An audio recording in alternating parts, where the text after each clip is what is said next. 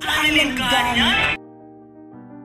Aking tala sa gabing madilim, ikaw ang bawat sana sa lahat ng hiling.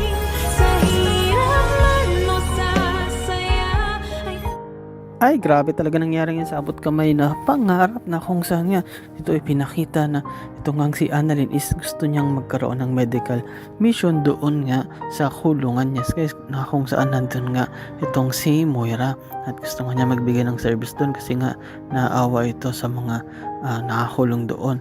Ngunit ito nga, makikita natin na si Lynette is nag-aalala. Sinabi niya na anak, okay lang ba sa yun?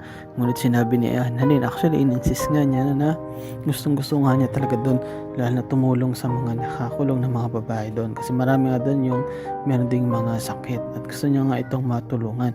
Ngunit nag-aalala nga itong si Lynette kasi nga alam niya na nandun si Moira at sabi nga ni Annalyn, pupunta nga po kami doon kasama nga itong si Tita Giselle at nagmamakaawa nga itong si Moira na at nagbago na raw siya.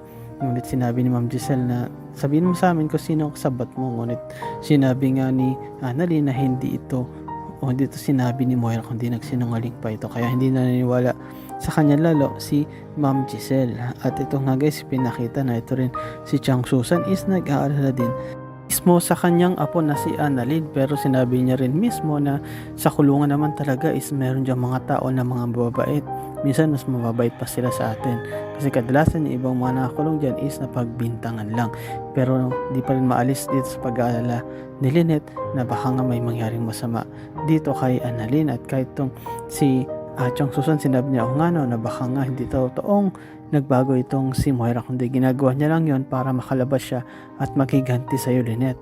At ngayon nandun na si Annalyn sa kulungan. Nako, baka si Annalyn naman ang pag-initan at makita mo na nag-aalala tuloy lalo itong si Lynette. And yes guys, salamat sa panonood sa akin channel. Update ko kayo ulit sa susunod at yun lang guys, bye bye.